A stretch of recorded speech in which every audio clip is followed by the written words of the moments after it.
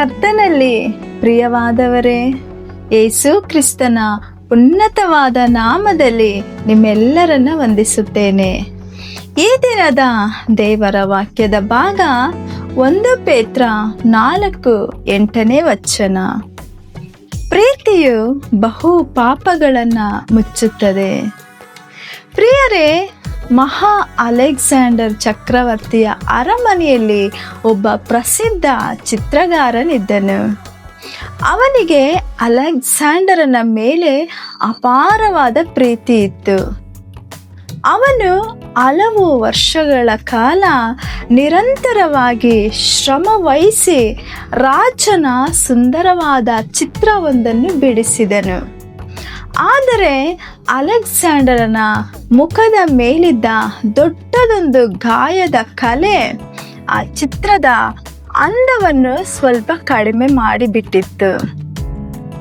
ಆದ್ದರಿಂದ ಅವನು ಮತ್ತೆ ಹಗಲು ರಾತ್ರಿ ಕಷ್ಟಪಟ್ಟು ಆ ಕಲೆಯು ಜನರ ಕಣ್ಣಿಗೆ ಕಾಣಿಸದಂತೆ ರಾಜನು ತನ್ನ ಕೈಯನ್ನು ಮುಖದ ಮೇಲಿಟ್ಟು ಆಳವಾದ ಆಲೋಚನೆಯಲ್ಲಿ ಕುಳಿತಿರುವಂತೆ ಅತ್ಯಂತ ಸುಂದರವಾಗಿ ಆ ಚಿತ್ರವನ್ನು ಬಿಡಿಸಿ ಮುಗಿಸಿದನು.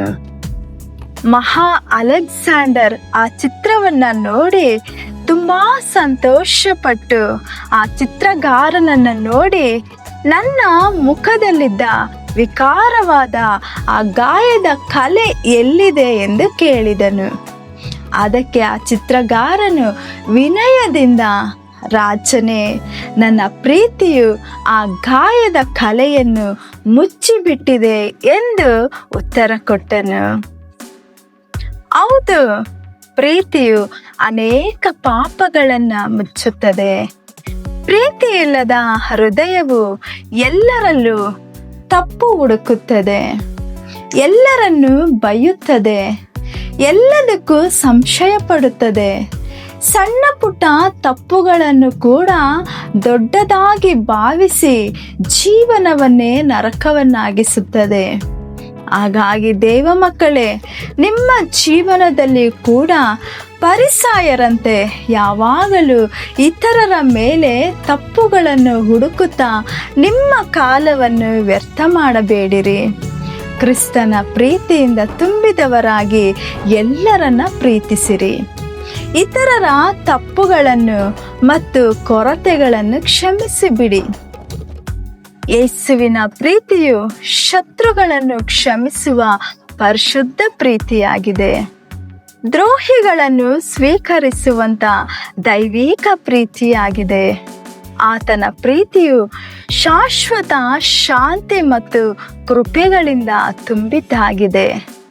ಆತನು ನಮ್ಮ ಪಾಪಗಳನ್ನು ಸಮುದ್ರದ ಆಳಕ್ಕೆ ಎಸೆದು ಬಿಟ್ಟಿದ್ದಾನೆ.